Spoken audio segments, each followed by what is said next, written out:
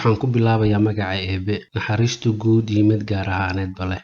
Mahad ideelkeed Eebe weyne u sugnaatay.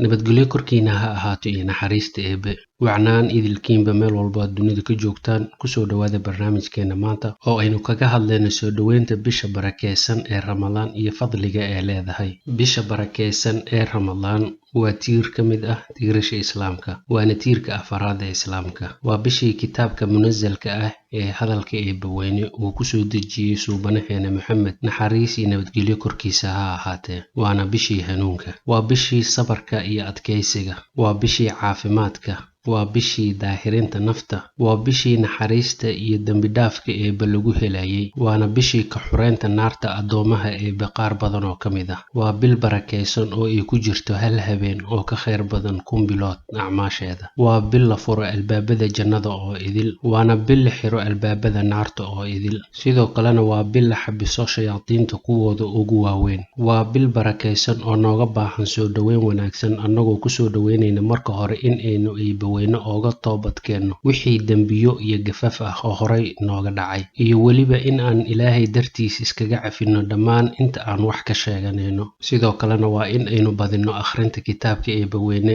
dhammaynana ugu yaraan 3 jeer. Sidoo kalena aynu joogteyno istighfaarta iyo dikriga Eebe, iyo weliba in aan la nimaano deeqsinimo iyo waxbixin xad dhaaf ah. Bisha barakeysan ee Ramadaan waa fursad qaali ah oo soo marto qof waliba oo Eebe weyne rumeeyey, lagana yaabay fursadani in aysan soo marin sanadka dambe qaar badan oo inaga mid ah, sida dad badan oo nala joogay sanadkii hore maantana aanan nala soomeynin oo qabriyada ku jira. Waa bil barakeysan oo camalkeeda abaalmarintiisu cid kale aysan lahayn ogeena Eebe weyne mooye. Waa bil qofkii si wanaagsan u guto uu farxayo markuu afurayo iyo maalintii uu Eebihii la kulmayo. Waana bil barakeysan oo aanan la soo koobi karin fadligeeda. Waa bil ay shalaynayaan dadka aanan ka faa'iideysanin bishaani barakeysan maalinta la afurayo, kana qoomamayn doonaan marka ay rabbigood la kulmayaan. Guntii iyo gabagabadii barnaamijkeena dhagaystaha daawadaha qiimiga badano, waxaa nafteyda iyo naftiinaba Eebe weyne u weydiinayaa in uu inaga yeelo kuwii ka faa'iideysto bishaani barakeysan ee Ramadaan, Allahana inaga dhigo kuwii la yimaado iimaanan waxtisaaba.